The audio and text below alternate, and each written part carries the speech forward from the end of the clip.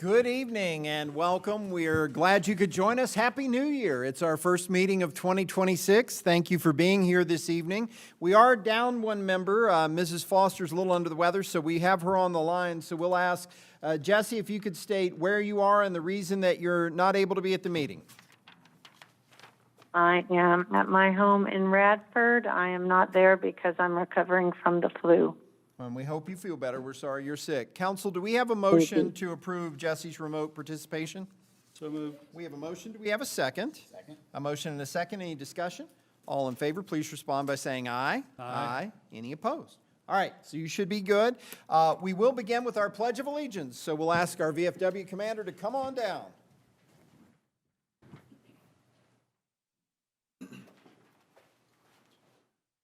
I pledge allegiance to the flag of the United States of America and to the republic for which it stands, one nation, under God, indivisible, with liberty and justice for all.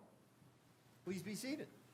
And at this time, if you will join us in a moment of silence and use this time for silent prayer, reflection, or however you choose to begin the meeting.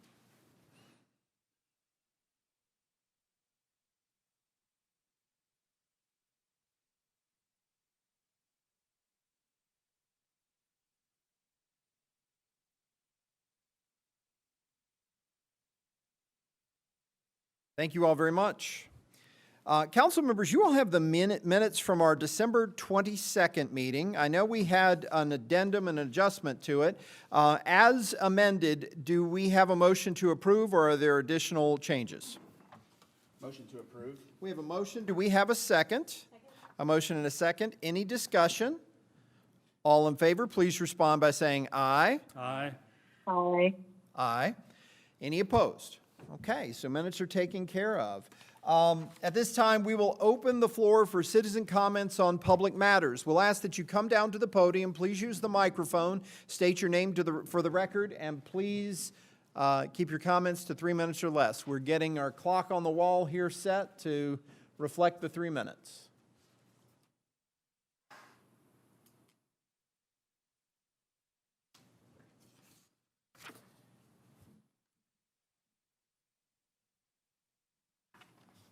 Is it coming? Oh, okay, so it will go up to 3 minutes. It won't do a 3-minute countdown. It'll go up. I'm sorry. I just wanted to make sure we had it ready to roll.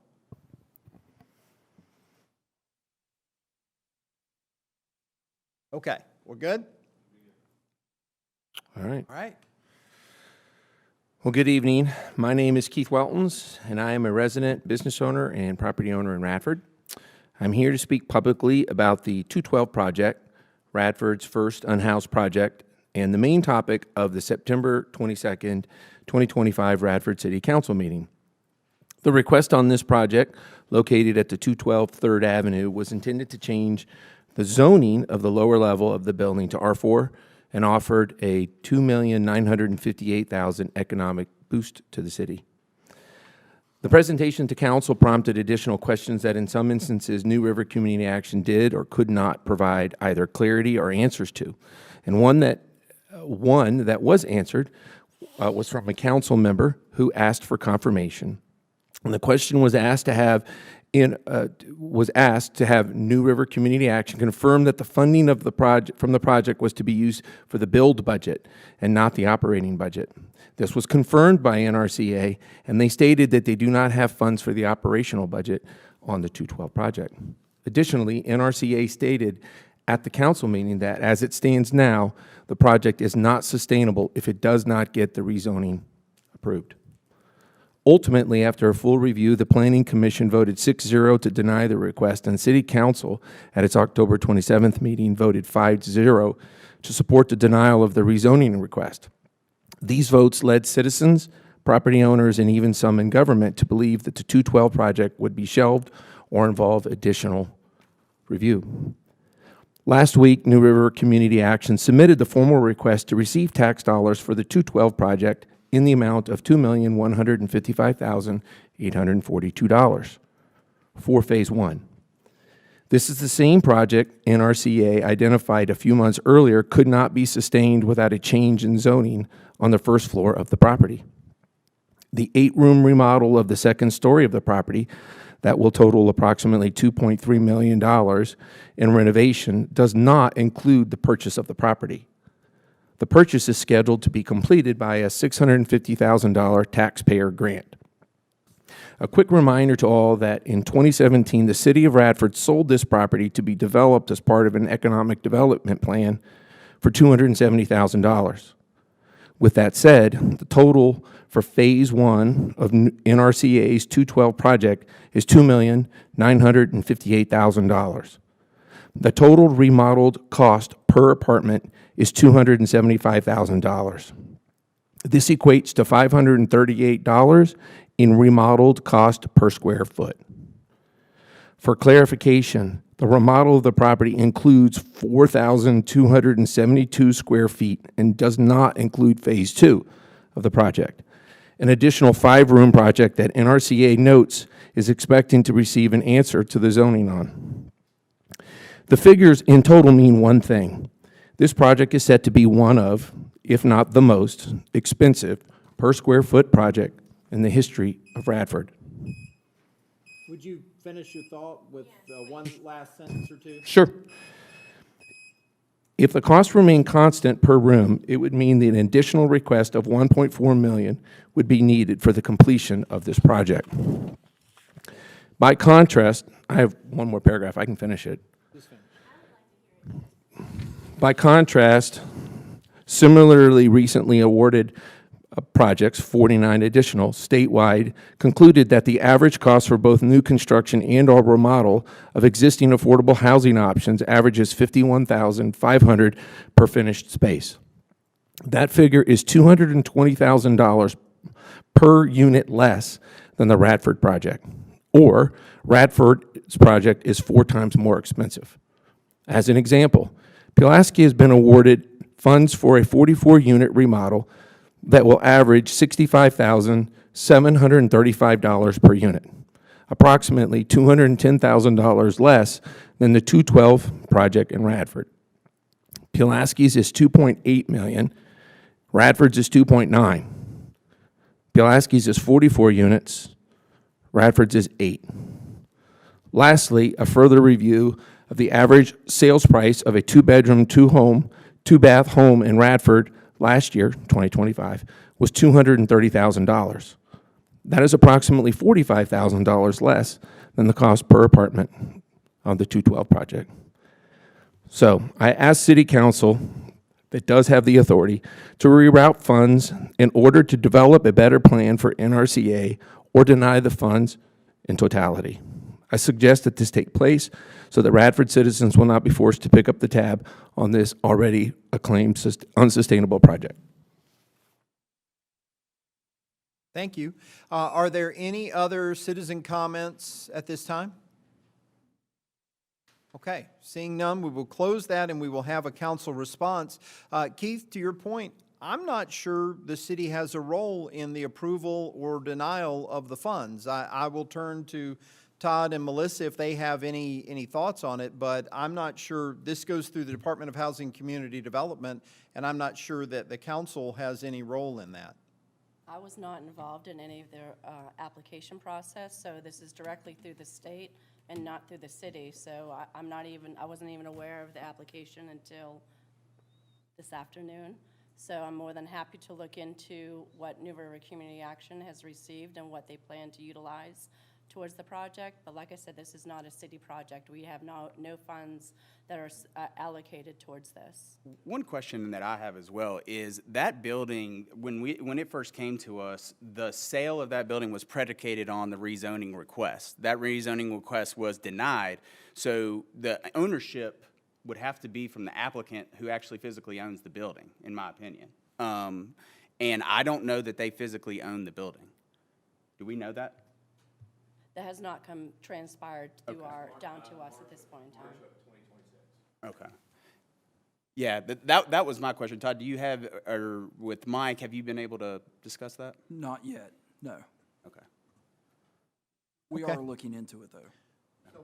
We'll take a look. I don't know that the city has a role in it. The only reason it came to us, from my understanding, was it came to Planning Commission and then to council for the rezoning request. Beyond that, I'm not sure we have a role in approval, denial, or anything related to the funds. We don't own the property. It was rezoned for the apartments on the second floor in 2017, 18, somewhere in that time frame. And so I'm not sure that we have a role. We'll check it out. We'll report back with whatever information we find. According to both the HCD site and the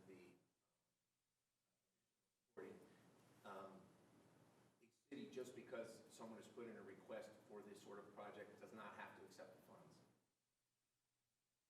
But would the funds come to Radford, though? They would go directly to community They action. go directly to community action. We don't, they're not routed through us at Yeah, all. no, I'm just saying on their site, that's the generalized information. I don't know. I can get clarity through DHCD. I don't have anything else, I just know it says that. Yeah, Helpful if we understood how that, for sure, we think we know that doesn't really involve us. They are based here, but they go directly to DHCD, they get the funds, we're not involved in that. If we find out it's otherwise, then we can have some level of discussion, but I'm not sure it comes back to us, because typically that's, from what I understand, state agency to this organization. Clarification on those figures though, too?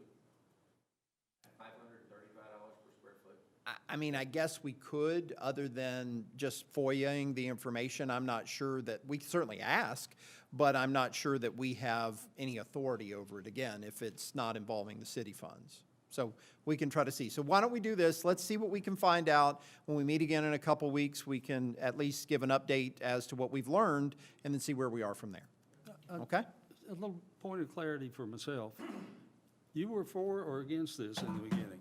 Well, I'm totally for the housing of the units. I spoke to it on the beginning. But this project at the price that they're putting for 8 units, So your concern, they're clearly stating it's 8 units. Yeah. That's it. From the full so your main concern is the amount of money that's being spent per unit. When I look at it from a taxpayer standpoint, these are Radford funds that are being used for $2.9 million. I mean, we're all taxpayers. This is money that How's we it our comes money? back. Just as we pay in taxes. Yeah. I mean, it's whether it's state money or federal money, it's taxpayer dollars coming Oh, back. okay. All right, so you're just saying Radford's part of the tax that About we 30. all spend. Clarification, these are not taxes levied or collected by the city of Radford that's that are what I- going toward that's- this.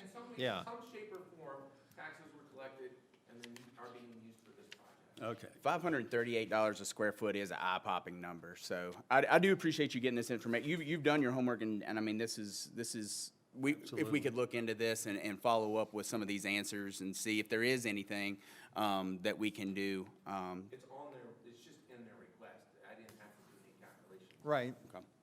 And I don't know when the request was submitted. I had asked that question if we knew for sure, because it does say where they had expected to receive a decision in October 2025, which makes me think that this was submitted prior to that process. Submitted on January the 5th. I've got the date stamp on the item. It's January 5th, 9:33 and 40 seconds. Of this year? 26? Yeah. Okay.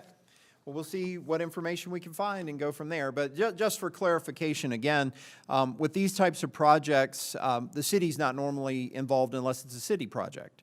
And the reason we were involved in this one was the rezoning request that went to Planning Commission and came to council. So we'll see what we're able to find out. Thank you, though. Moving on, now that we've closed the citizen comments on public matters portion of the meeting, in February of 2010, the city of Radford entered into a water agreement with Pulaski County PSA. The agreement states that any new rate shall become effective on the anniversary date of the agreement and remain the new base rate for the following year. We were doing some review of some contracts in the summer and fall of last year and discovered that the rate had not changed, even though the city of Radford rates had changed since 2010. I'll turn the floor over to Mr. Meredith. What do you have to tell us about this? Well, that's correct, Mayor. The contract was entered into in February of 2010. The contract calls for rate adjustments as we make rate adjustments within the city to reflect the cost of producing the water. No adjustments had taken place since 2010. So the rates that you have before you are the rates that it needs to be adjusted to reflect that. And so I'll read those before we start the public hearing. The rates that would be effective February 22nd, 2026 for 0 to 500,000 gallons per day would move from $880 a day to $1,530 a day, from 501,000 gallons to 999,999 gallons per day goes from $100.76 per thousand gallons to $3.06 per thousand gallons. And then 1 million gallons to 3 million gallons is $1.43 per thousand gallons to $2.50 per thousand gallons. So again, the reason these rates would be changing is because the city has changed its rates in the last 16 years, but failed to change the rates. We didn't know we needed to have the hearing and change the rates for the customers that were part of the water agreement with Pulaski County PSA. Do I have that pretty close to correct? That is correct. Okay. How does that compare to our rates? Is it comparable? Par, doesn't it? Should, Doesn't it raise yes. the rates to close to what our citizens are paying? Yes, it Yeah. should at that 5,000 gallon level. Right. Me though. Yeah. But I think that's what it was based on. Right, Contract is based on that 5,000 gallon level right. of consumption. So I mean, even take out anything else, I mean, we would need to do this. Right now, they're getting a better rate than our citizens, so I mean, this is overdue. That's correct. Yeah. Yes. Thank you. Okay. So with that, we will open the floor for the public hearing. If you have a comment, question, or concern, please come down to the podium, state your name for the record, and use the microphone so that we can hear your comment.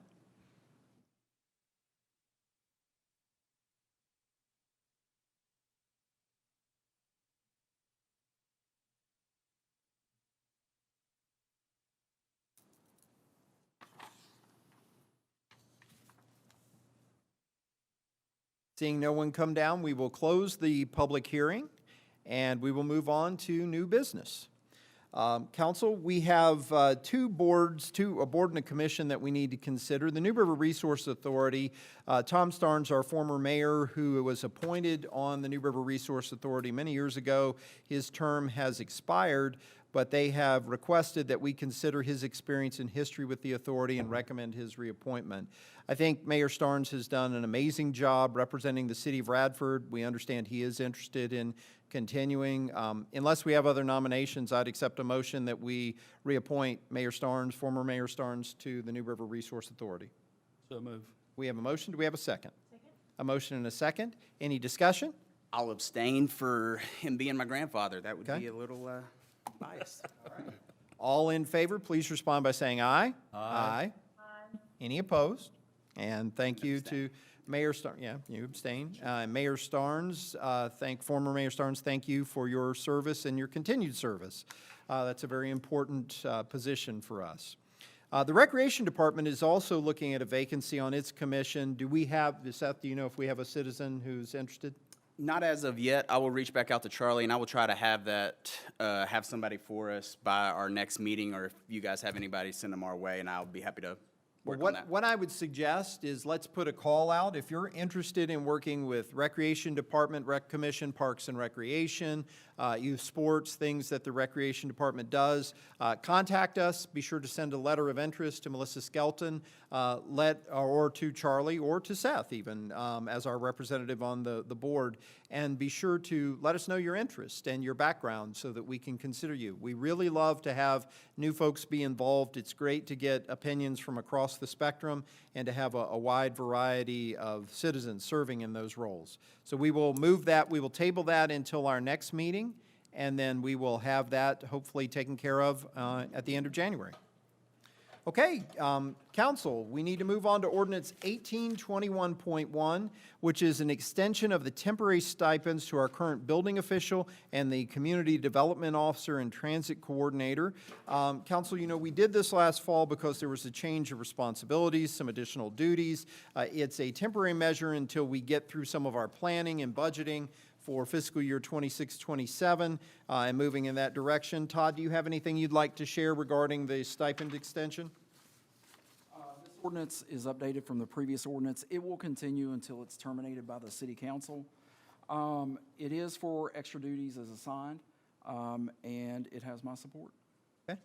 Council, do you all have any questions or comments before we consider this?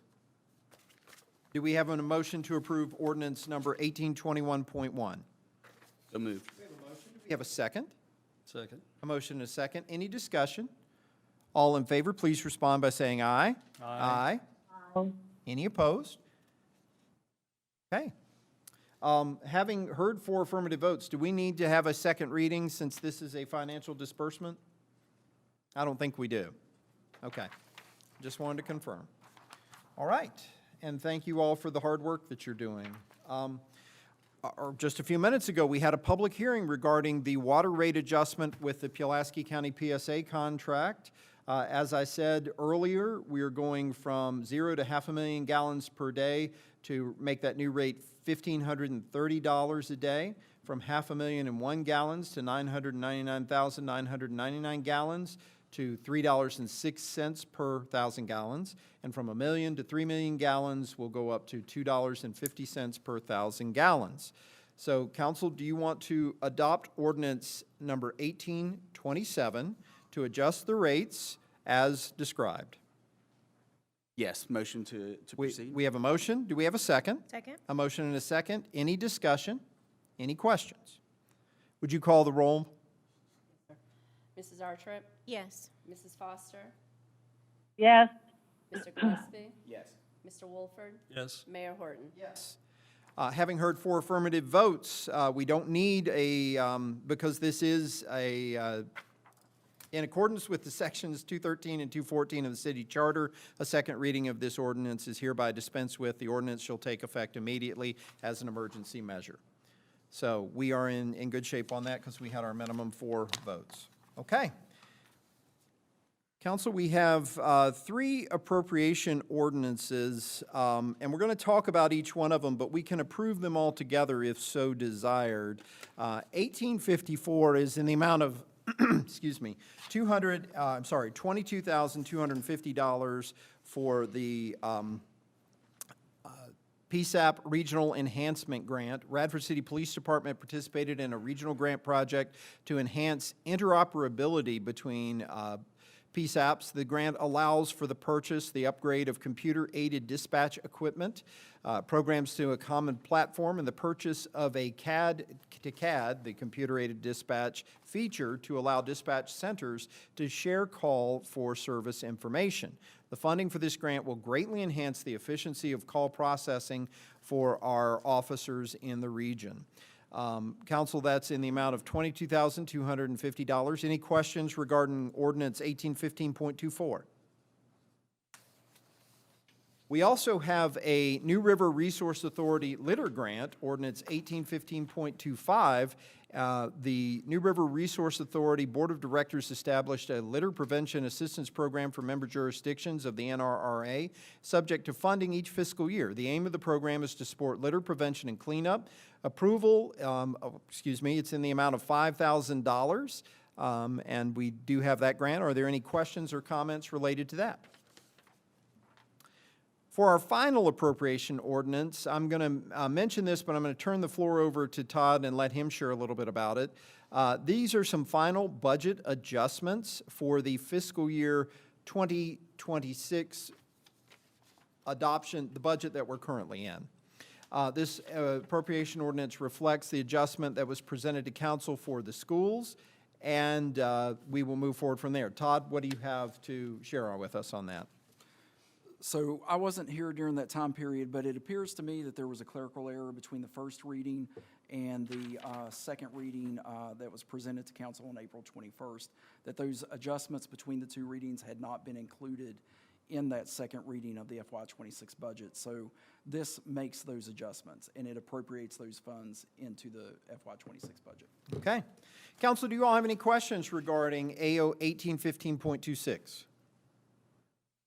I'll just make the statement, the $721,000 is not additional money.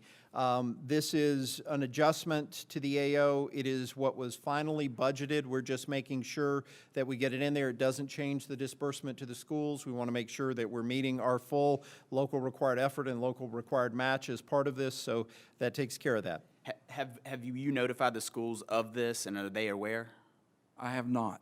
Okay, so they are anticipating an additional, or they will be anticipating an additional 500,000, or have we already dispersed that, and it was a clerical error that we're now correcting? We have not dispersed those funds yet. Okay. We have dispersed all of their requested disbursements through December. Right, okay. So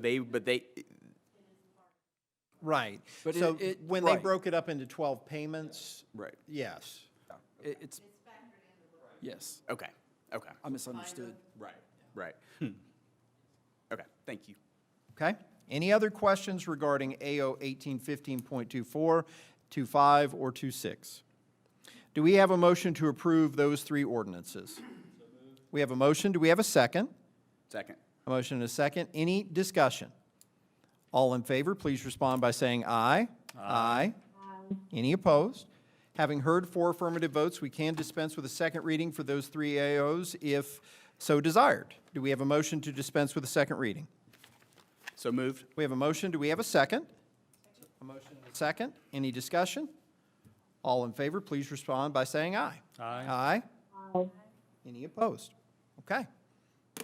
Thank you very much. Todd, what do you have for us this evening? Couple items. It's been brought to my attention that we have some residents that have incurred late fees on their utility bills. I am looking into that. I'll have more to report to council in the coming days. Second thing, the deadline has passed for the submission of forensic audit services proposals to the city, and we are reviewing those now and plan to have a recommendation to council at a regular meeting in February.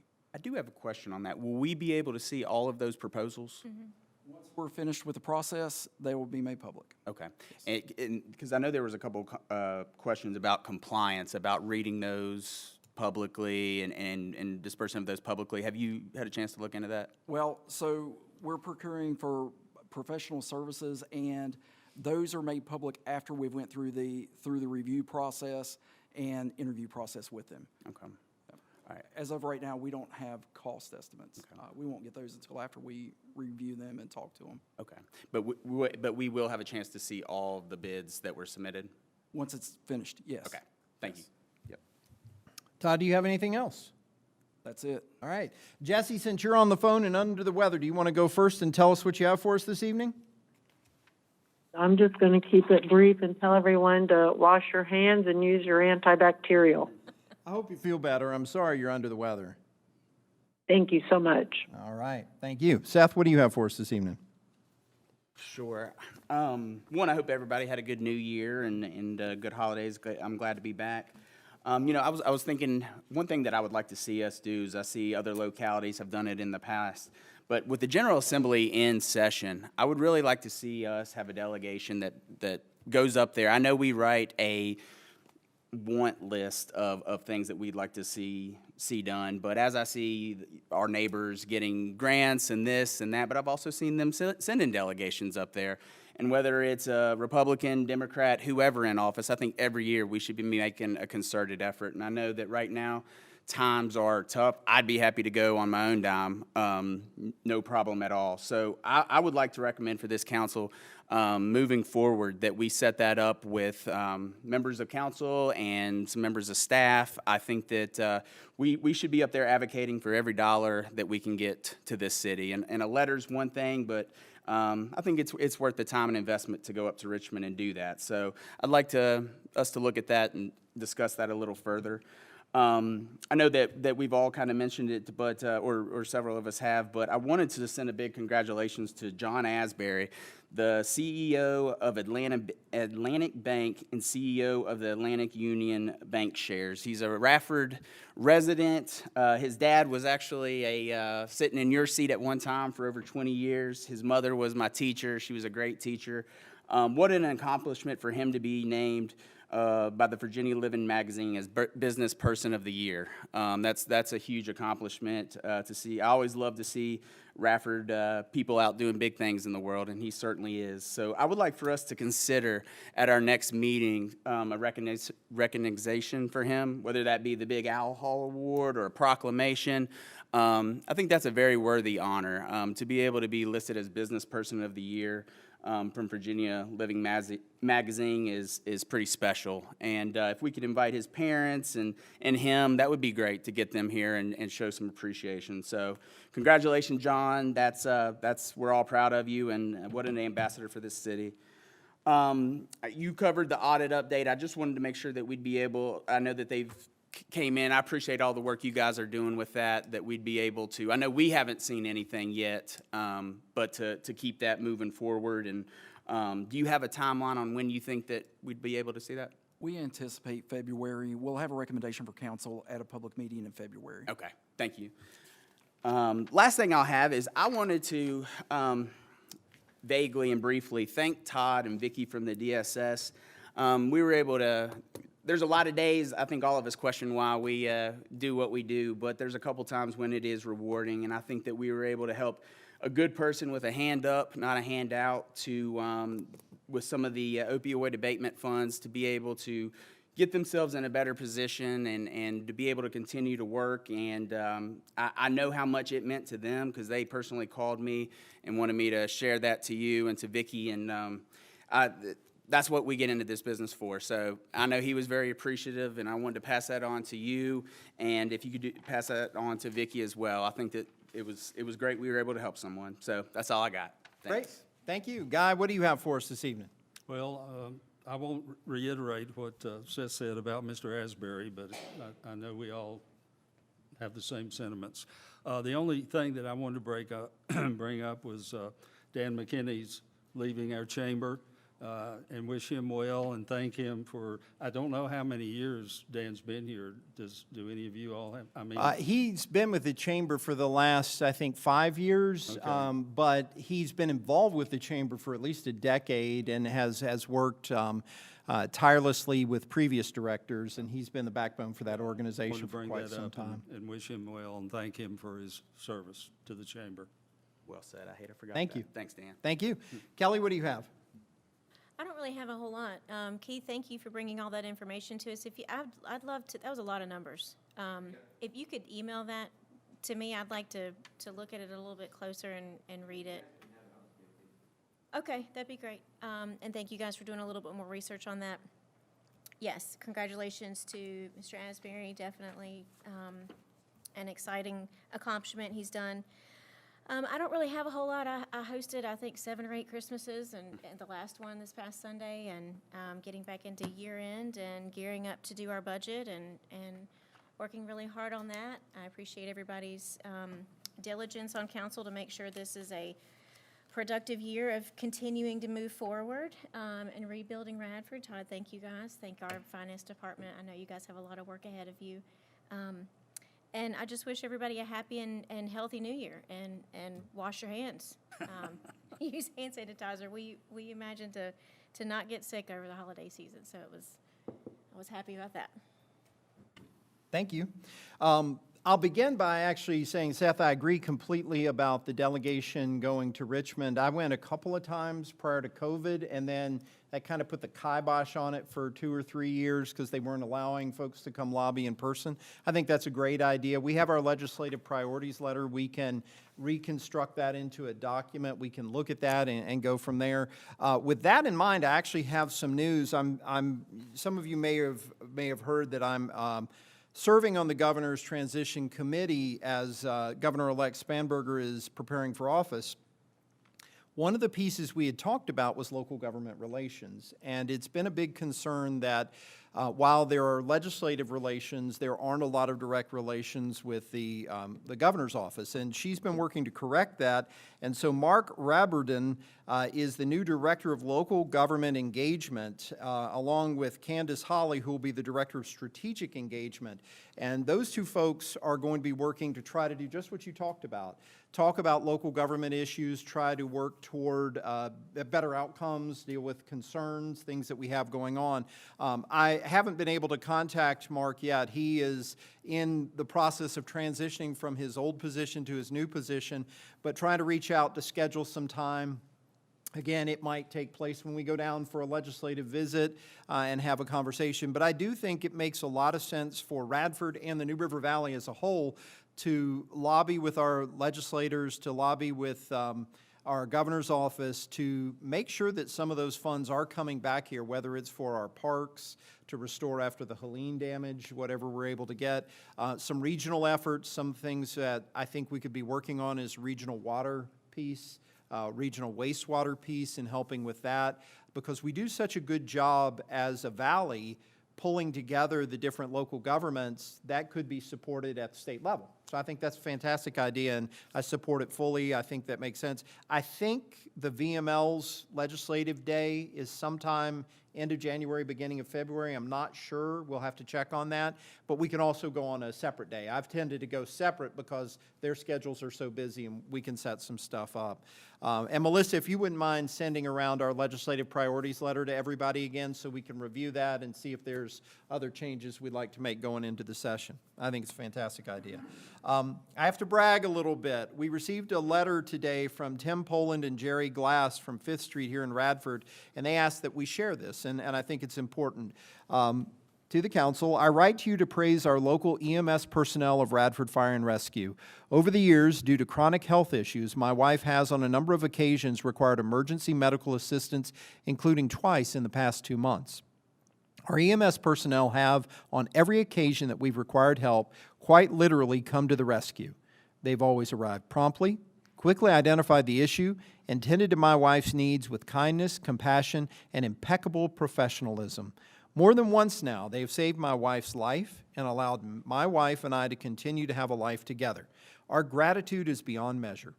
Our admirable EMS professionals provide a sense of public security and make an enormous contribution to our quality of life in Radford.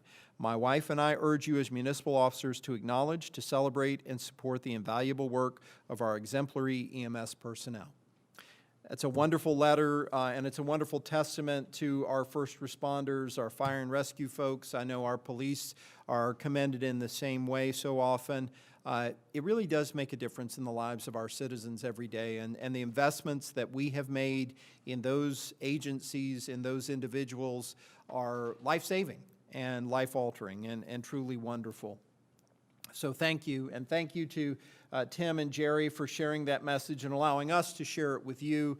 I think we celebrate them and make sure that we are so appreciative of the hard work that they do. I do want to remind you, and council, I'll remind you to join me. February 14th will once again be the Polar Plunge in Radford. It's 2 weeks earlier. It's on Valentine's Day, so chances are it'll be 2 weeks colder. But we are planning to have an update on that, whether it's at our next meeting or the first meeting in February. We're working on that, and Emily Height from Radford City PD does a wonderful job coordinating that. The city police have been such supporters of the Special Olympics in Radford. It is a wonderful program, and we are working to strengthen that relationship even further, having more events here in the city. Please participate. I'm signed up. I'm with my typical group, the Chillbillies. We're going to jump in the river if they let us, and in a pool if they don't, and chill for a good cause. February 14th, I hope everybody can participate and be a part of that. You mentioned Dan Guy, and Dan McKinney has been a wonderful leader for this community and an unsung hero in many ways, keeping a lot of businesses moving forward. He is retiring on, I think, January 23rd is his last day, right after the Chamber Gala. Great way to celebrate Dan is to support the Chamber. To support his efforts, to support the Chamber Gala coming up. Also this week on January 14th, we'll be at one of our great local institutions, Carter Bank. We'll have a ribbon cutting at at 10 a.m. this Wednesday. I hope everybody can come out and be a part of that and go from there. It is an exciting time in the city because we have a lot of things underway. Many things are stressful, but many things show so much promise and so much opportunity as we move forward. And I think we're excited to continue that good work. I'm thankful for everybody that is working on this, both those that are here, those that may be on the phone, even if they're under the weather. The staff has done a tremendous job and continues to do a Herculean effort for our city.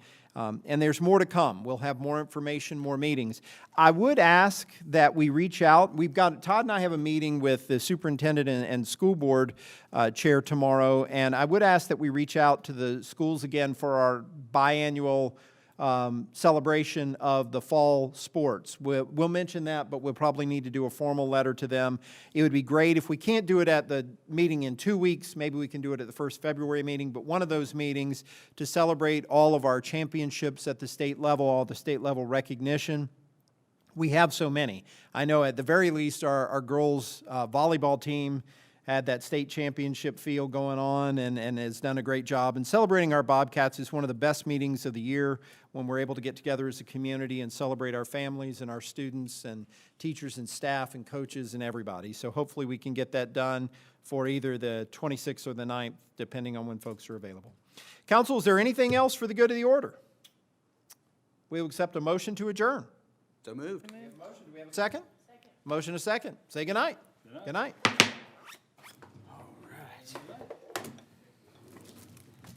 All right, let me